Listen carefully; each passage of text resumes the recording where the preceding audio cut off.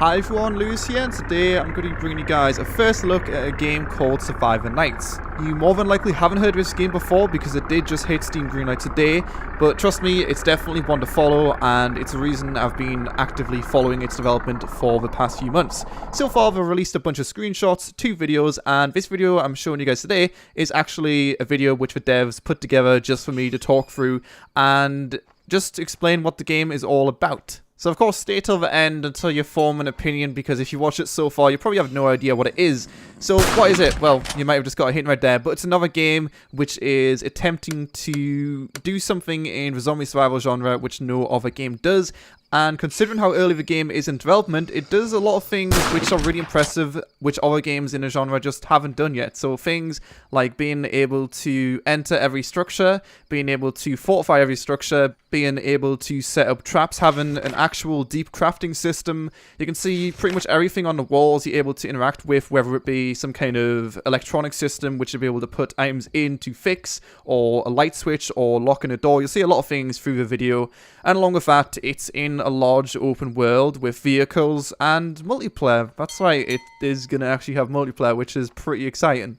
Keep in mind what I'm showing you guys today is just raw unedited gameplay, but simply looking at this, you should see some actual innovation. It's not crazy innovation, it's just things which people have wanted in a game like this, which games just haven't done so far. So being able to actually turn lights on and off using some kind of electric system, I think that's something which everyone would love in DayZ, and it just hasn't happened. Vehicles and all other stuff I've listed really, but just things which you want in a game like this, but games just don't do right now. And all these things which I've talked about aren't promises which are going to be broken by the devs, but actually things which are in the game right now, which is pretty awesome. You can see the UI and everything looks in theme. It's not to call out DayZ, but that's the best example I can think of. It's not like some ugly developer art which is just in right now and who the hell knows when it's going to be replaced. It actually looks like a good final product. I don't know how big the world is and whatnot right now because I haven't played it myself. But like I said, I have released for 2 videos before, which I'll leave a link to in the description below. And also, you can see if you missed one, you've at least got something to do in terms of vehicle customization, finding different items around the world, food and drink systems, of course, will be in, some kind of leveling system, and along with all of that, the overall goal, of course, of surviving the night. There's a lot of ways of doing that, of course. You could just end up going around in your little RV and just live in there, although that's probably not going to work too well, although you will see, like I said, the customization of that vehicle, so I guess you could do that, or you could board up a house, you could set some traps, although those aren't shown off in this video. There's a lot of different stuff you can craft.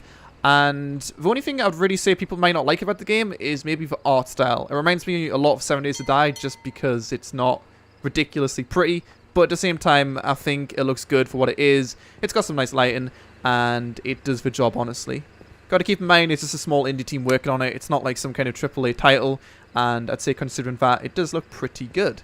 The biggest thing people might be wondering is what are the multiplayer plans for the game, since I'm sure that is the game mode which most people will end up playing with other friends, and of course there is the option of being a dirty little bandit if you want to do that.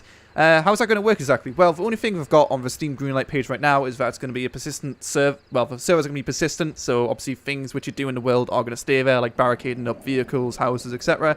There's character customization, a white flag, and mental health system to discourage KOS behavior, which links back to the bandit stuff, so no idea how the hell that's going to work, but either way, it sounds like a pretty cool idea. And you can see right here, the player locks the door, which is pretty cool and will be interesting definitely for PvP systems. Structure ownership, lockable containers, and finally, you better band together to increase your chances of surviving. So it could end up something like 7 Days to Die, where it's just a bunch of people on a server, there's no real focus on the PvP aspect of things, but honestly, I hope that the PvP is something which the devs think about and they actively encourage, although we'll have this mental health system which will encourage people not to KOS. I still hope basically the PvP is a part of the game, because that was something which was a bit disappointing, at least for me, with 7 Days to Die when that did come out, and it's a reason I don't play that much. It's a good game, but it just, I don't know, I like killing people, that's all. So that's pretty much it for the multiplayer system. To go a bit more into depth with the food and drink system, that will be as deep as you can expect it to be, really. It's not just going to be something as simple as, for example, the DayZ mod, where you just eat food and you drink water every 20 minutes or so, and then that's that. It's going to be something which you're able to delve a lot into in your spare time, like hunting, putting up traps, actually going to streams to fill up water and stuff like that. Just as a whole, I'm really impressed with how the game's looking. It's such an early stage, and I was really surprised by how little people knew about this game, which is why I ended up tweeting out the game. Then the developers contacted me saying like, thanks. At that time, it was just a Steam prototype page, so it was eventually going to turn into a Greenlight page, which is what it is today, like I mentioned at the start. So if you don't know about the game, then go check out the Greenlight campaign in the description below. And if this is the kind of game you'd like to see on Steam, then just press the yes button, leave some lovely feedback for the devs. Also taking comments on different ideas for crafting systems and all that kind of stuff on the forum page on Greenlight as well. So you can do quite a lot of stuff on that lovely page. And I'm hoping after this video, since, I mean, I can't be the only one who's impressed by this stuff, that the game will end up greenlighted and there should be an active following excited for its release, which who the hell knows when it's going to be. But we will see in the near future, I guess. There is a few other gameplay mechanics which I haven't talked about. I don't want to just feed you guys the information from the Steam Greenlight page and talk a bit about the little I know about the game, but you should have hopefully paid attention to gameplay in the background and not just my voice, and you should be able to just see with your own eyes what you can do. But obviously along with that, there's a lot of other stuff, and multiplayer. Everyone loves multiplayer in a game like this, right? If it's done well, then it could be pretty amazing.